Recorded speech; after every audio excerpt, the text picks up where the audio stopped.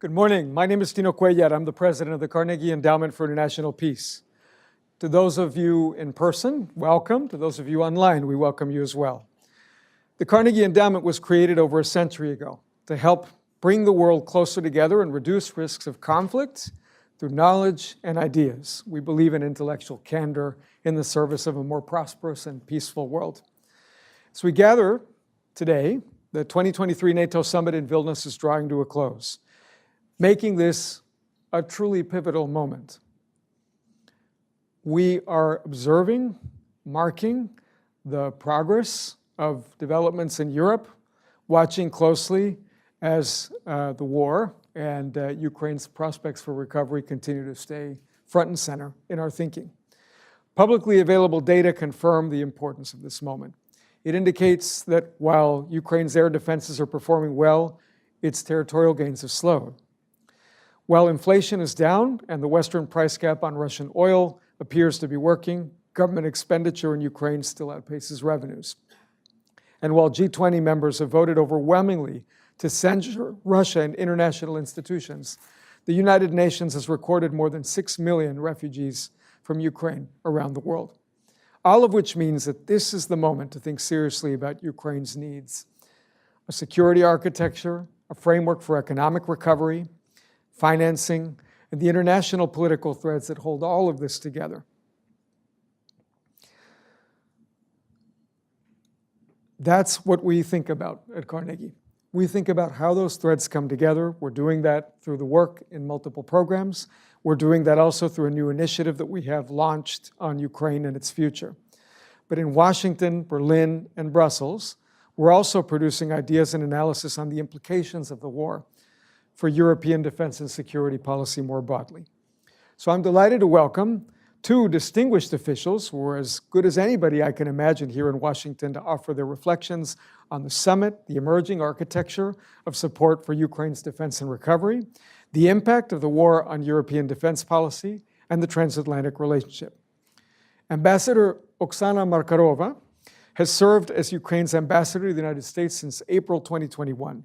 Previously, she served for 5 years as finance minister and deputy finance minister, during which she was an architect of Ukraine's macroeconomic revival program and a steward for her country's relationship with the International Monetary Fund. Prior to her career in public service, Ms. Markarova spent 17 years working in senior leadership roles in private equity and the financial advisory sector. Ambassador Laurent Bili arrived in Washington earlier this year, representing France. His distinguished career in the foreign ministry has included postings as France's ambassador to Thailand, Turkey, Brazil, and most recently China, where he was posted in 2019 and navigated the zero COVID policy. In fact, USA Today, I gather, has reported that because Ambassador Bili was posted to China during that period, he received a grand total of 3 visitors. I expect he'll get more visitors here in the United States. I'm delighted that the pace and depth of his engagement in Washington has helped to make him a leading voice already in the city. He hasn't lost any time since he arrived. And I'm also delighted that both ambassadors have what we hope will be a long-standing relationship with the Carnegie Endowment.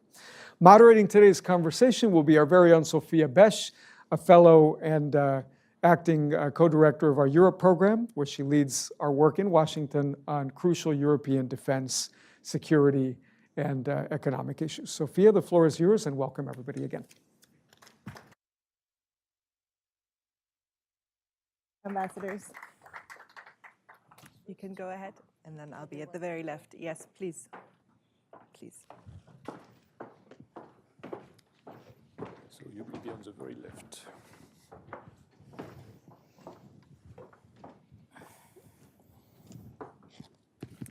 All right. Fantastic. A very warm welcome from me as well. To those of you who join us in the room, I believe if we need additional chairs, then I'm sure we can help.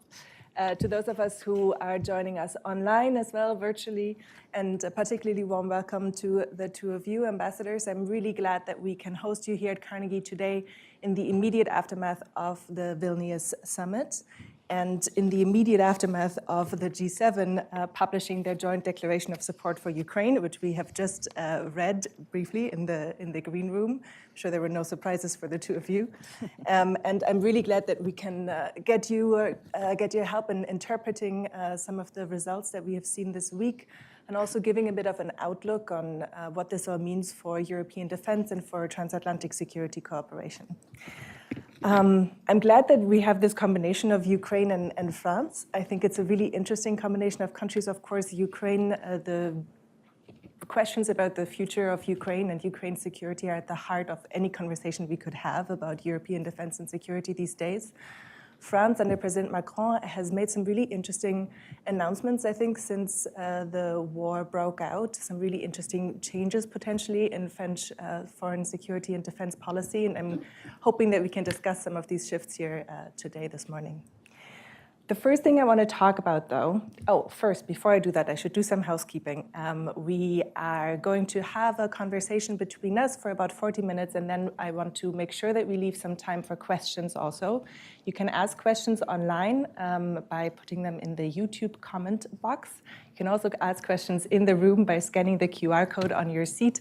I will then see them on my iPad, and I will get to them after our conversation. All right, let's launch into it. And the first thing I want to talk about, of course, is the question of Ukraine's future in NATO.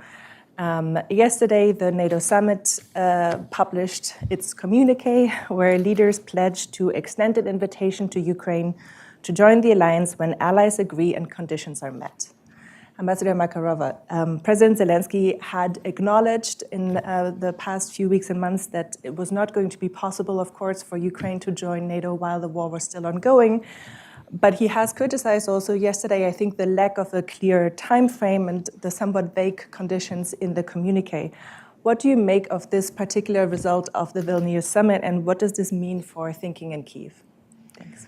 Well, first of all, thank you for having this event, especially today. And I think it's very appropriate for us to talk at the Foundation for International Peace about all these elements of how do we restore international peace, which has been shattered in 2014 by the first invasion of Russia and in 2022 by the full-phased war that they have started. With regard to NATO, I mean, our position has been very clear, Ukrainian position, for quite some time. When we decided that made this civilizational choice, and we've made it over and over again in the past, that our future is in European Union and in NATO. This is something that all Ukrainian people support, literally. I mean, overwhelming number of Ukrainians vote for this. This is something that is in our constitution. This is something that we really worked hard in the past to get to. We already executed 13 annual national plans with NATO, all of them assessed very positively. We, in 2020, became the EOP status country with NATO.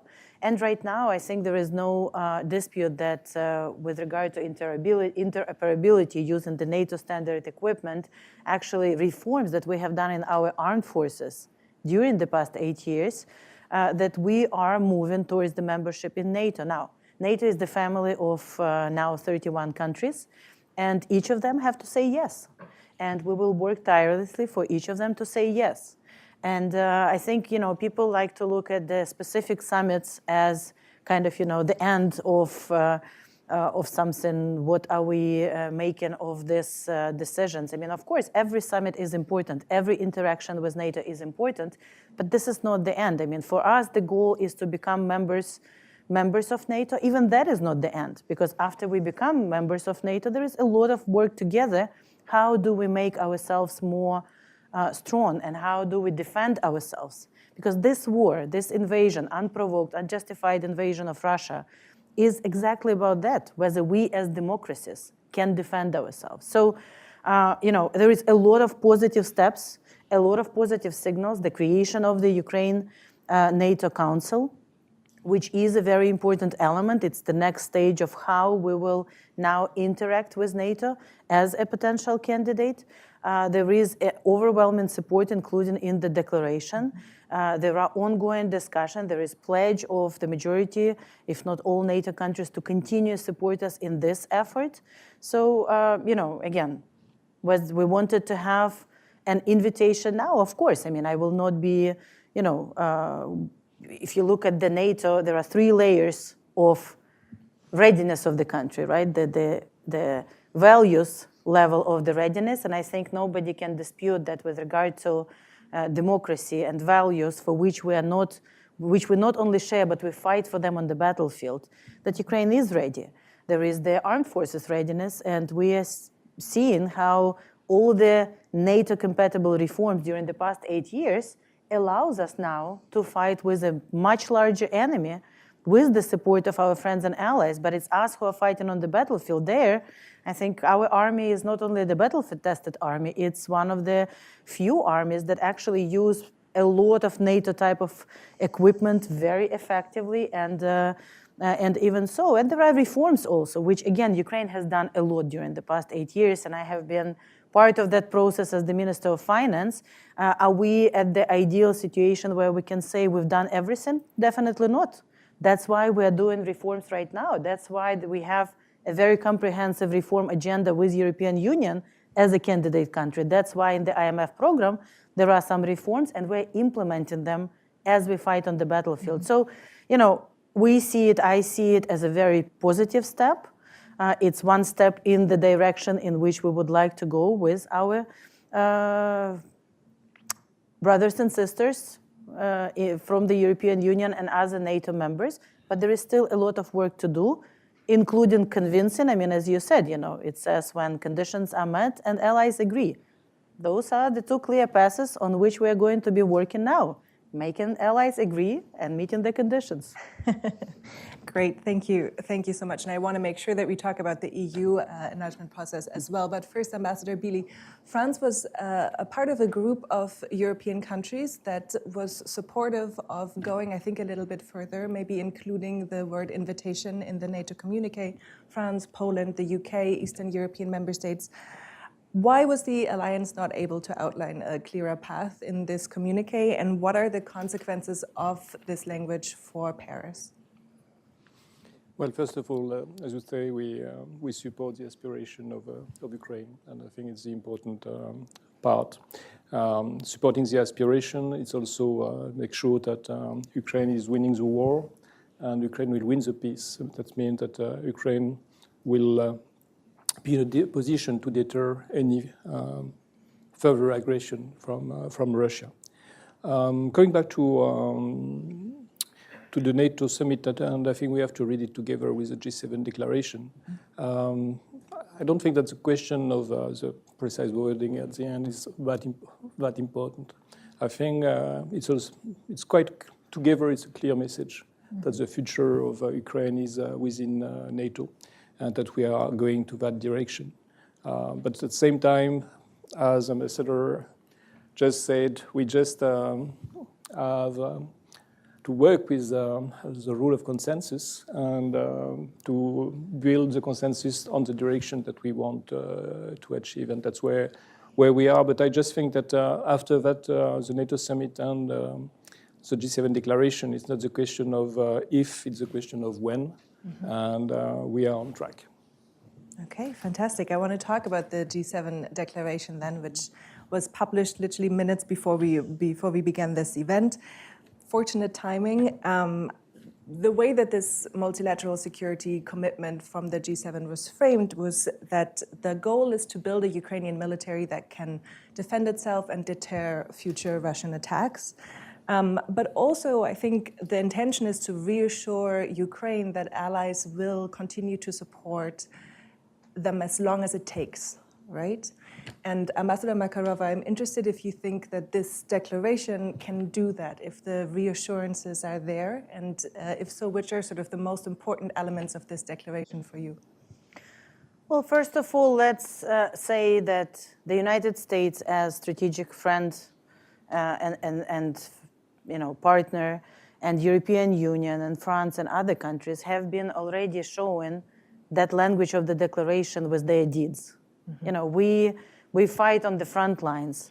We pay the ultimate price, of course, for this fight for freedom, and the losses in Ukraine and the destruction and the atrocities are horrific. And we wouldn't be able to do it, of course, without our brave president and our armed forces who are doing heroic efforts on a daily basis. But we wouldn't be able to do it also without the support that we have received from day one from our partners. So everything you read in the declaration about the weapons, about the support, about training, about building the Ukrainian force is actually there on the battlefield. We see it already. But I think, the importance of this declaration in the framework of the NATO summit is that the G7 countries said loud and clear for everyone, including the war criminals in Kremlin, to hear that this is not going to stop, that this support has been there. And as we are asking all our friends and allies to double down now on this security assistance, but also on the budget support, but also on sanctions for Russia, and we hear loud and clear that the G7 countries are saying that this is how it's going to be. What is also very important at the end of the declaration, that you will see the phrase that these efforts are going to be made while Ukraine is working towards our transatlantic or Euro-Atlantic membership, meaning that it's not a replacement for our future in NATO. This is what we're doing now while we're working towards it, and that's also a very important element. So, look, I think it's a very powerful document. It's a very powerful declaration, and we see it in practice, and hopefully this will allow all of us to take it to the next level, and with more weapons and more sanctions and more joint efforts toward that, get faster to just peace, because this is what it is about for all of us. Nobody wants more peace than Ukrainians. Nobody wants peace more than Europeans. Nobody wants peace more than Europe. All our democracies and all our life post-World War II, the prosperity of the countries was based actually on the peace that was achieved. And that international security infrastructure needs to be repaired. So for us, this is about peace. And we're really glad to work on this and to hear now in public this joint declaration. Okay. Ambassador Bili, I also want to ask you about the reassurance and the sustainability element of these pledges. We talk a lot about the forthcoming US election next year, but France has also had a close call election recently. So to what extent do you think that these multilateral agreements can help to reassure Ukraine that support, in fact, is not dependent on domestic moods and election cycles? And then if you want, I think we've also heard that these multilateral arrangements are supposed to encourage further bilateral commitments and individual pledges. And if you can say anything on what France has recently announced or plans to announce in the future, I'm sure we'd all love to hear that. First, I wanted to take just one sentence of the declaration because I think it's a very powerful one. When it says, we affirm that the security of Ukraine is integral to the security of the Euro-Atlantic region. I think it's a very powerful sentence because it means a lot. It's not a distraction for us. It's really an integral part of our security. And I don't think that on that sense it may be affected by domestic politics. In France, the support to Ukraine is overwhelming across the board of all parties. Sometimes you may heard of a nuance, but it's a really marginalized voice in our public scene, and I think people really understand that what is at stake. It's really a fight for freedom and democracy. It's also to protect a world that, as Ambassador Markarova just said, was really built. All prosperity was built on peace, and what happens was really a wake-up call that after investing for 30 years the dividend of peace after the collapse of the Soviet Union and the fall of the Berlin Wall, the prospect of a war, conventional war in Europe was possible, and that we should make sure that it's not going to succeed and to deter any further aggression anywhere, anytime. So in that sense, I really don't. I'm not too afraid about changes in any countries. Of course, we observe also the domestic scene. We have contacts, but I do think that people realize how important the struggle of Ukraine is for all of us. Okay. Yes, you mentioned About weapon, yes, we had a new announcement during the NATO summit. It's a Scalp missile, which is the same, in fact, as the Storm Shadow. Yeah, Storm Shadow. So Storm Shadow, that's the French version. It's a co-built missile. It has the ability to strike on the further, so quite further down inside Ukrainian territories, but behind the front line. So it's quite an important element. In fact, the delivery is already going on for some time, so it has been anticipated. But somehow it's the confirmation that all what we have done all along, that to try to provide system sometime a bit in advance of other partners, like the Caesar artillery, which was already quite a game changer in terms of length, and first ammo vehicles, also the Sanpete, which is anti-ballistic missile. So we have been working a lot, and we continue to do so. And of course, these kind of elements, which are really state of art in terms of ability to strike behind the line, is very important.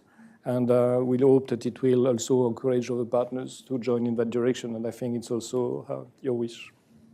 Absolutely. Okay. We really appreciate the SAMPTs together with Patriots that are literally guarding our children and our cities from the destruction. But to have this longer range missiles has been a discussion for quite a while. We're very grateful to the UK, now to France, and we really hope that we will get more capabilities from the US, because that will allow us to get to peace faster.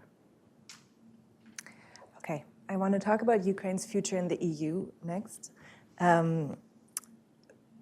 President von der Leyen, the president of the EU Commission, has said that the EU has no future without Ukraine. Ukraine has been declared a candidate country and has already been achieving some of the conditions that are necessary to join the EU. I think there is agreement, consensus among EU member states and the EU institutions that some reforms will be necessary before that enlargement can take place. Reforms of the EU, that is, in order to stay effective in its decision-making processes.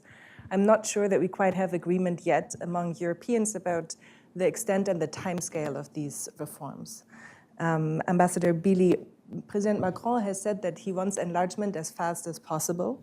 What needs to happen beforehand? When do you believe that Ukraine will be able to join the EU?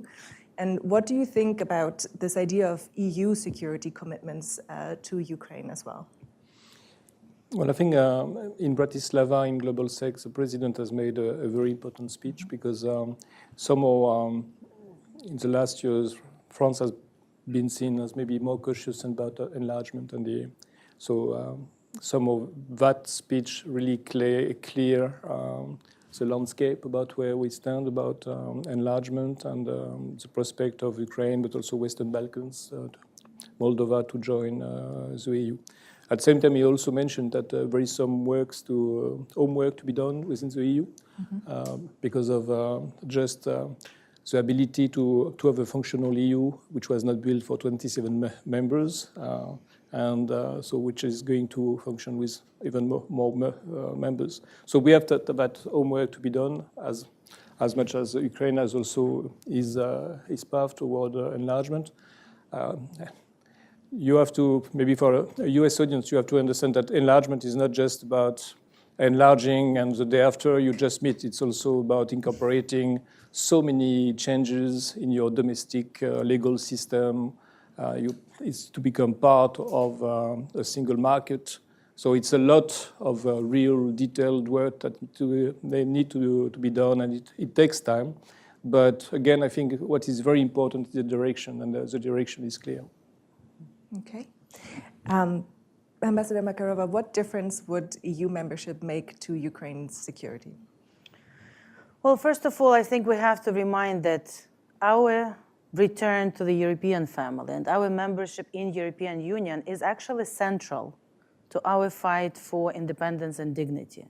In 2013, Maidan, our revolution of dignity, started not because of the money, not because of the low salaries or something like this. Started because Yanukovych, then Russian-owned president of Ukraine, decided not to sign the association agreement with the European Union.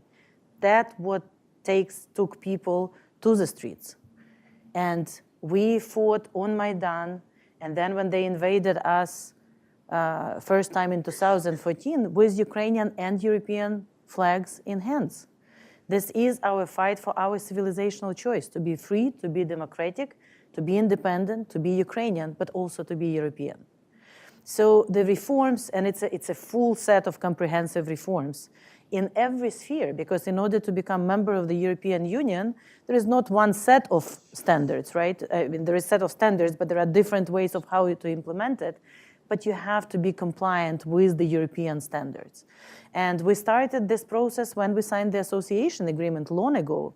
And all our reforms during the past 9 years before this full-fledged war, actually each reform was done in a way to get us closer to the European Union. Now, we're very grateful for all the countries that voted last year during the full-fledged war to make us candidate country. It has been a big step for the European Union.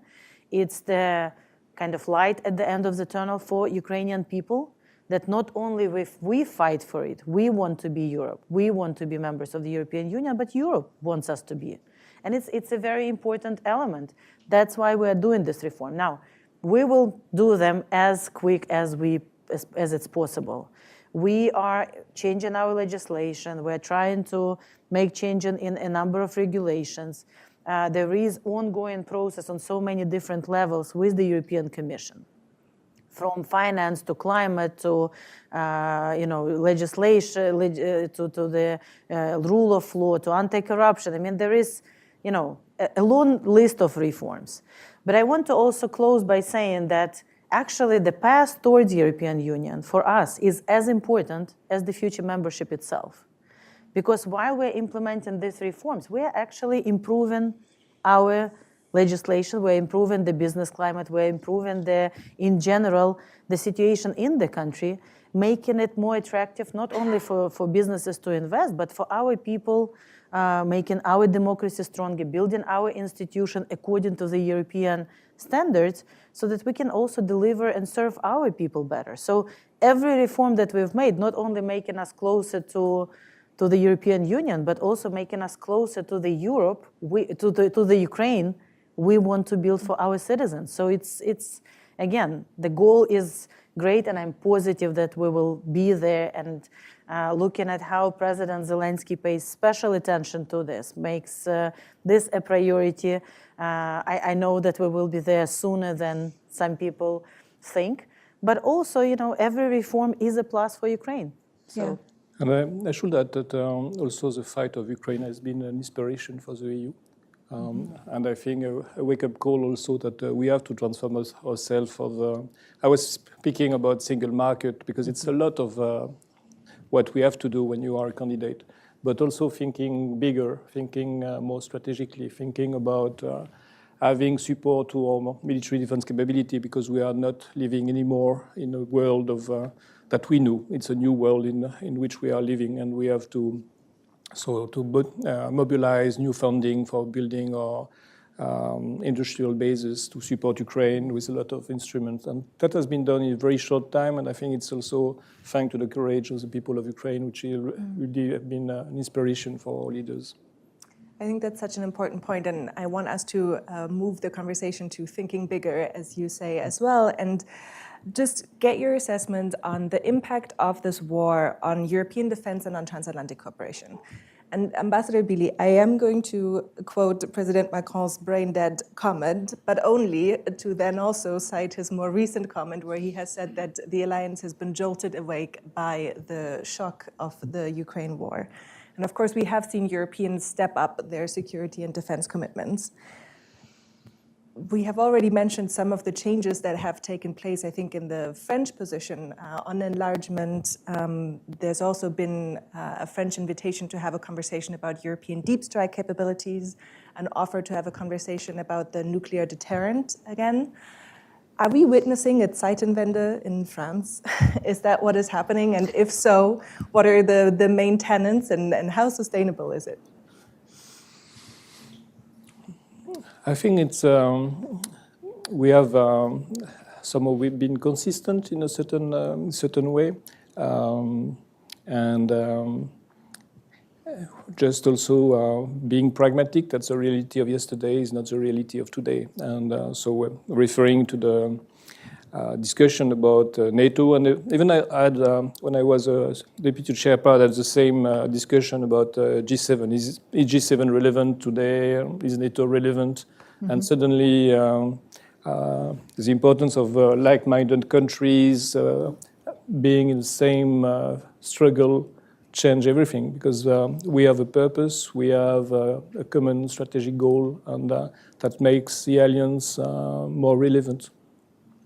It makes also the EU as a political actor more relevant, and probably you were kind enough to mention the strategic autonomy, because it's not the best seller in some time, and but I think it's really part of that vision that if you want to have a real strategic alliance, you need to have partners which have got capabilities, which are able to take their part of the burden sharing. And for us, it's not two different paths. We have been I started my career building European defense, and I'm still thinking that we are doing the same thing, but we are doing in a different strategic framework. And we are just building the capabilities that can be used within NATO, that can be used by the EU, and that will make the alliance stronger. Mm. So is it a change of time? Is it, I don't know, but it's the world we are living in. And I see more like a consistency of a dream of Europeans able to take their share of the burden. Okay. So the vision remains the same, but the context is changing, perhaps. All right. I think we have to, Ambassador Markarova, when we talk about the Euro-Atlantic response to this war, we have to talk about the fact that the role that the US has played has been crucial, I think, in both the commitments, but also in disciplining the European response. Sometimes I've heard from several European diplomats over the past year that, you know, they were glad that President Biden was in the White House at this point in time. I'd like to get your assessment on how important the role of the US has been in the response to this war. You know, the ambassador brought up European strategic autonomy, so I'm going to play off of that. I wouldn't have done it myself. I thought that with the brain dead comment, I had already done enough. But if you want to comment on the role of the US in that. And also, I'd be interested, who are the European countries that you are looking to for leadership in shaping the European response? Well, let me start by saying how critical and very important and effective US leadership has been, but also how European leadership was very important in that. So I wouldn't say because it was a teamwork, actually. Mm-hmm. And at times we have seen the US leading, and in some areas we now see the Europe leading, or the Great Britain, which we have to name now in addition to the European Union. But, you know, of course, you know, the United States, and I always say that US is a strategic friend number one, and it's, of course, President Biden and administration. But I also have to, and I always say it because it's true, it's Congress on a very strong bipartisan basis.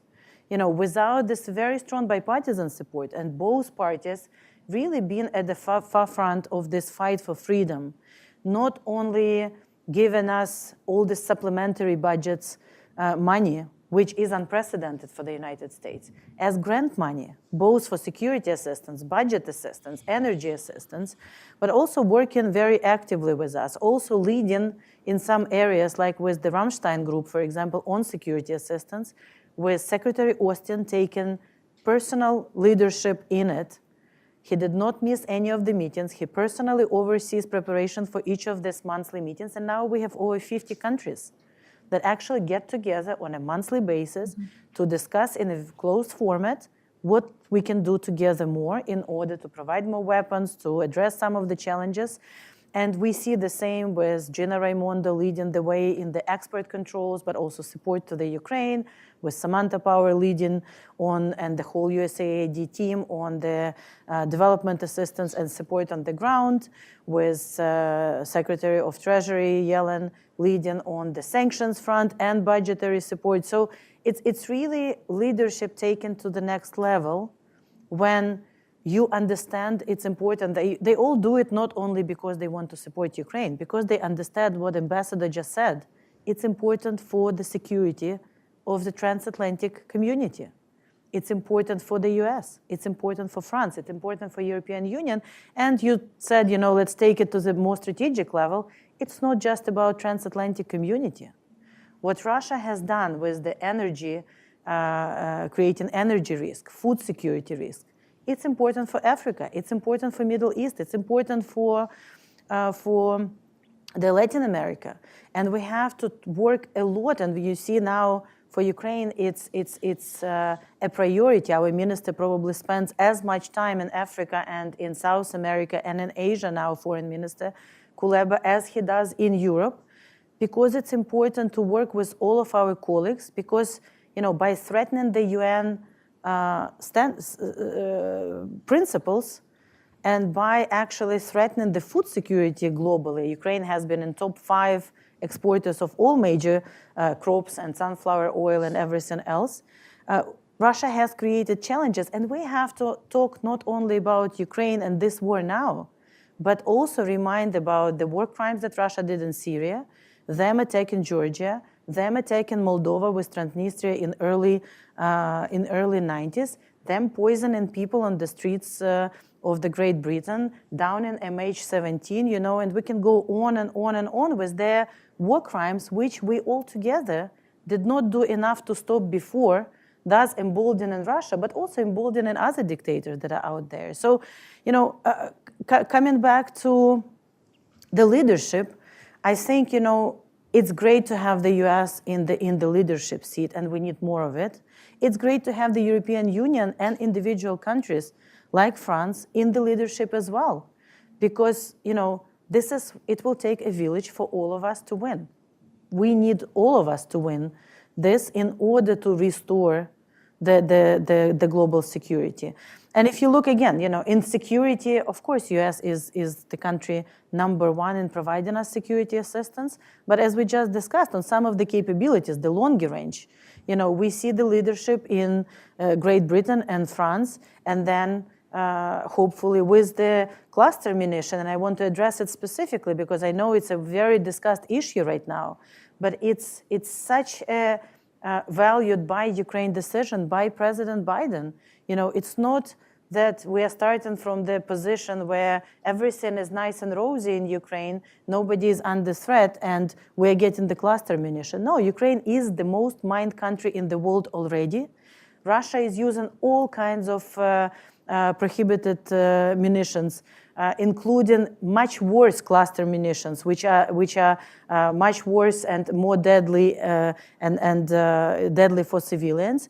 And we Ukrainians were asking for these munitions for a long time because we will use them on our territory only against the perpetrators and invaders in a very responsible format. We'll register the use and we will demine it as soon as we liberate the territories.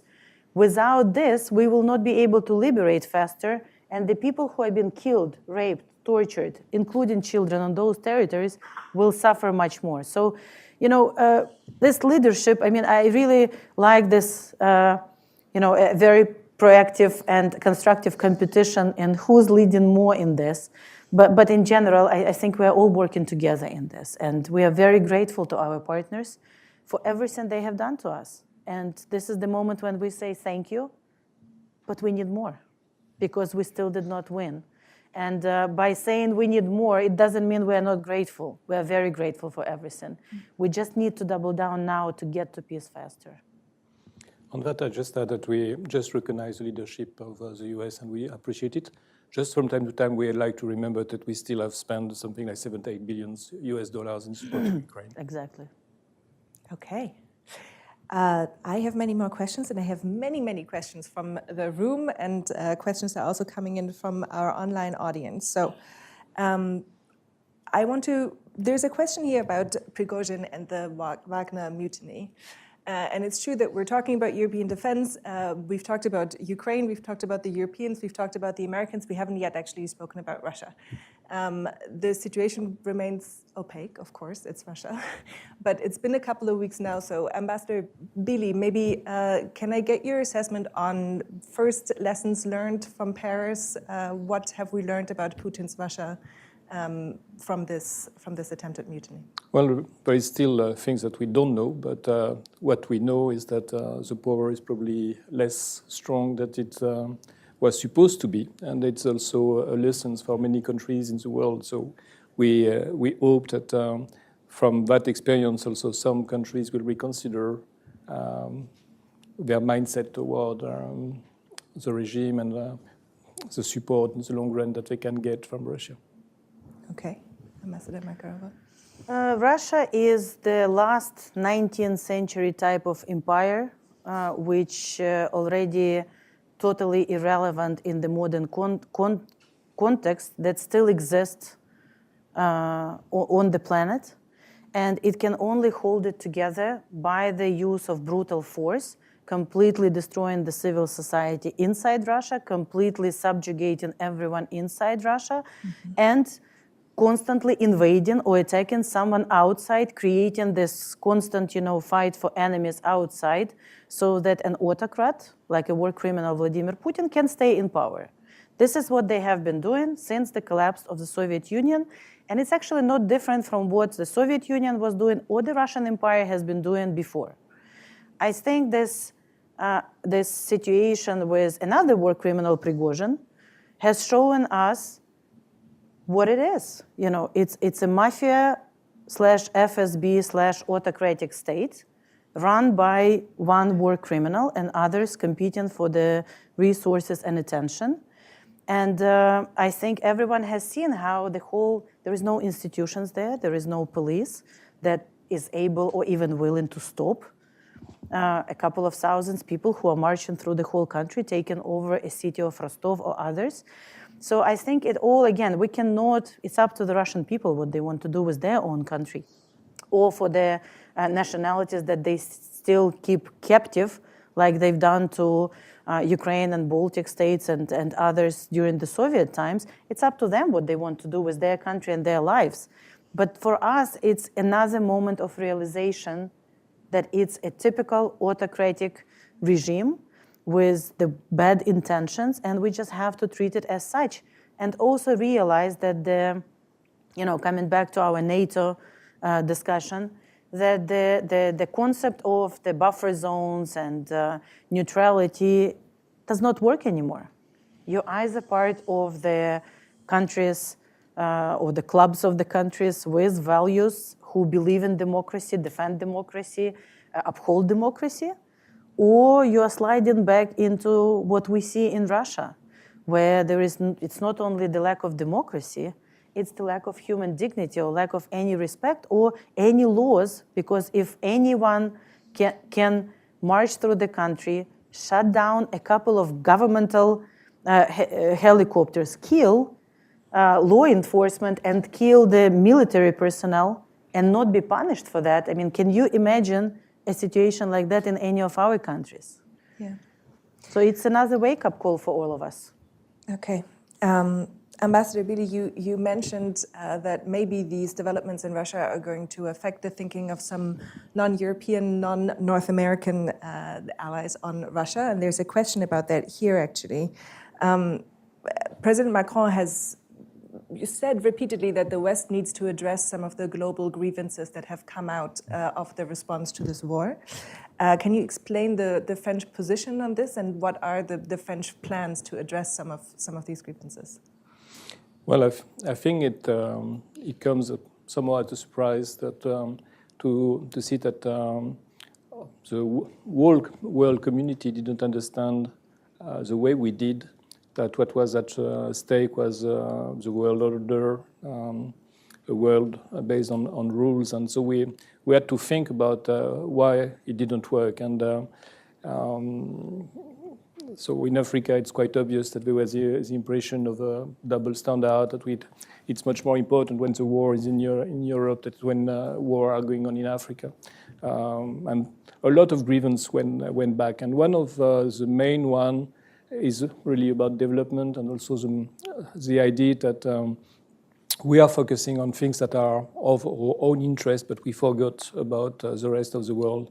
One of the response was the summit in mid-June in Paris about the new financial pact, with the idea to address simultaneously the fight against climate change and the question of development, and to have a kind of financial surge for addressing this part of this grievance.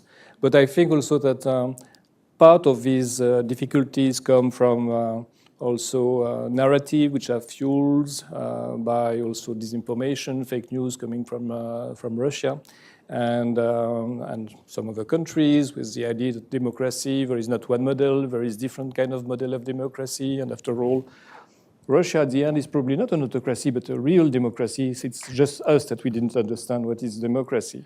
And so this kind of event shows that this kind of democracy, as Ambassador Markarova just said, are probably not as democracy as they pretend to be, and not as solid as they pretend to be, and not as supportive as some may think they will be in the future. Okay. Sarcasm about democracy is brave, but I'm sure our audience understands Yes. what you're trying to say. Sometimes French people forget that second degree kind of joke is, but I could make the subtitle for the one who need after. Okay, Ambassador Markarova, Ukraine has also scaled up its diplomatic presence in Africa and the Middle East and Asia. President Zelensky has traveled and given speeches. How would you assess the results, if there are already any, of this diplomatic offensive? Well, I think it's always good to talk to people.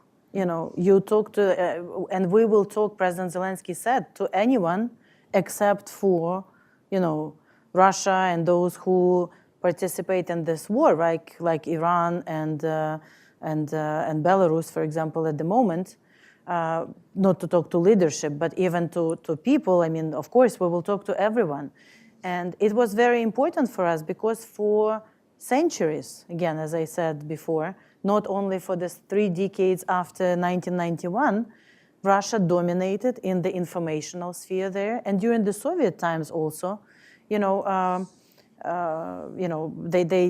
did a lot of propaganda which was anti-Ukrainian, anti-Estonian, anti-Latvian, anti-Georgian, it was very much focused on, Russia/Soviet Union as the good guys, and they were fighting against anyone who would even dream about sovereign or independent Ukraine, and would spread it elsewhere. So we see the results of this engagement already, because again, first of all, as the top 5 exporters of the food, there is a lot of relations with a number of these countries already. There is a lot we can do together, a lot we have done together in the past. With our engineering and digital capacity, we're working a lot as the representative of Ukraine to the Organization of American States, in addition to being ambassador to the US. The more we work and the more we talk with this country, the more actually support we have. And if you look at the voting in the UN, 153 countries, sometimes less, but as much as 153 countries supported Ukraine and condemned Russia actions. Because you don't need to be in Europe to see the situation clearly. You don't need to be, to be in our context to differentiate between, a complex, conflict, internal situation, or a very blunt aggression of a nuclear autocratic country, member of the Security Council of the UN, that simply attacked unprovokedly, unjustified the peaceful neighbor that was never going to attack Russia. We never posed any threat to Russia. throughout our history, unless, of course, choosing being independent and democratic is a threat. And that was the only reason for this attack in this century and in previous centuries as well. So, we feel that we have a number of countries that not only support us, but also we can do a lot together. And I think this is a crucial moment when, again, it's not just for the transatlantic family, the G7, the UN, the European Union, that needs this architecture to be restored. All of us need it.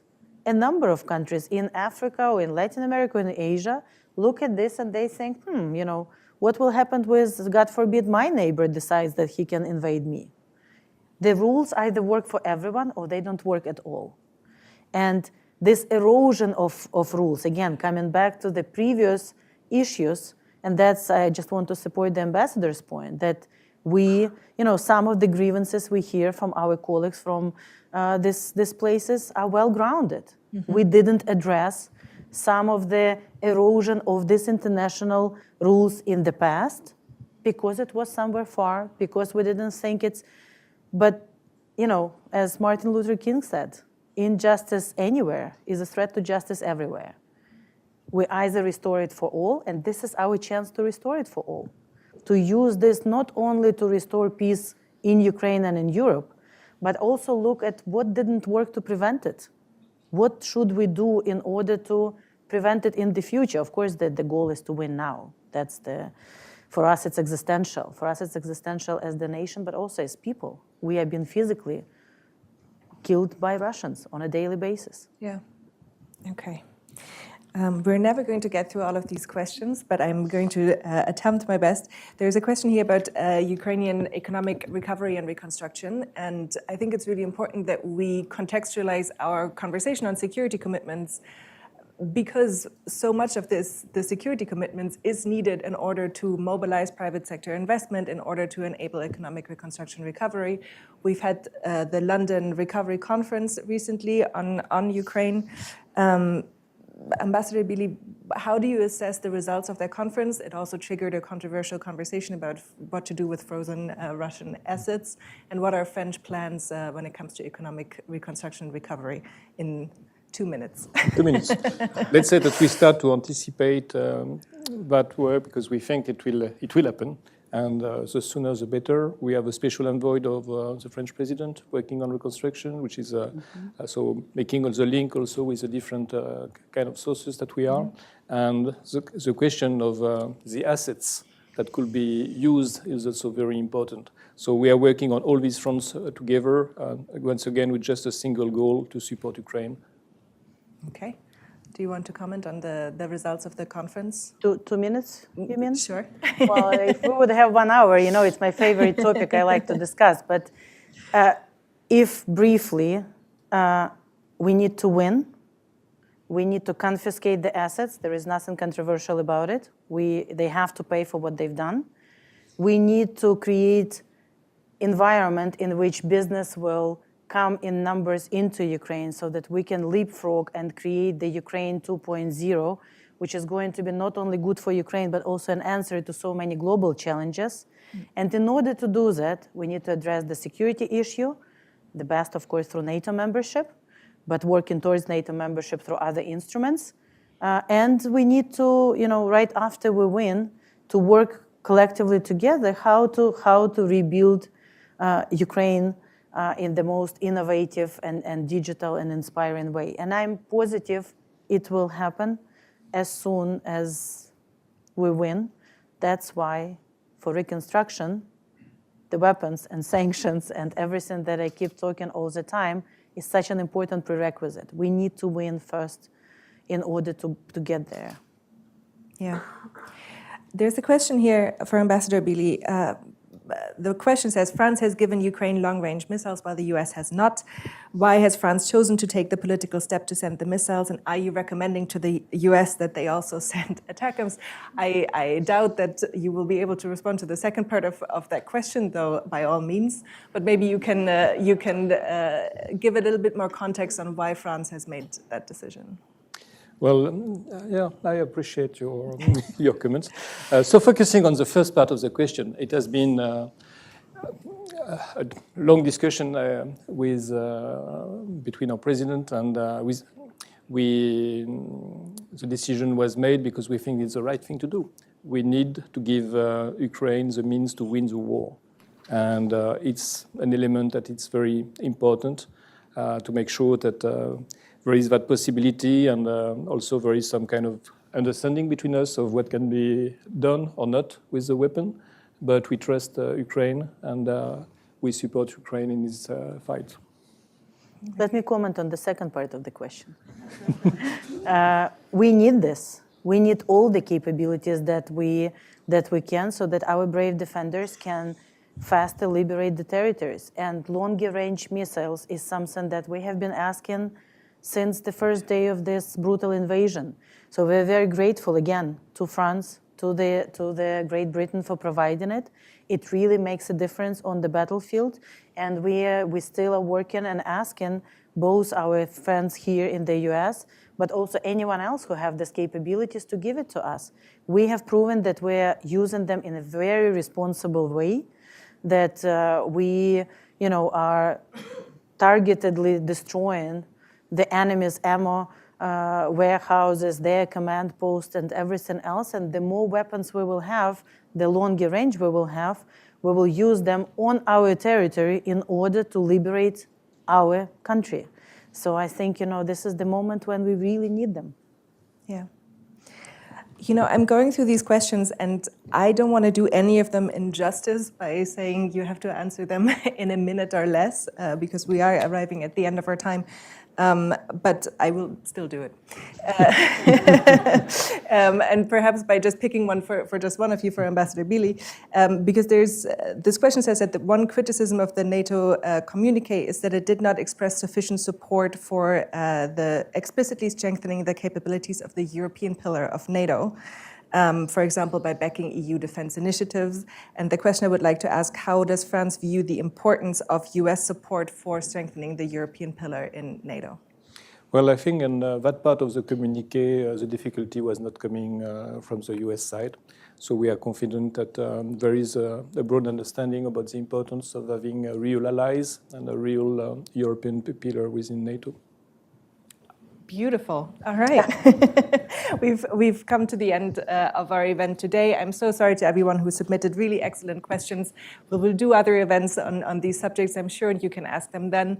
I want to thank, and please join me in thanking the two ambassadors for coming here this morning. Thank you. Thank you very much. And thank you to all of you who have attended in person, and thanks to Thank you. Merci.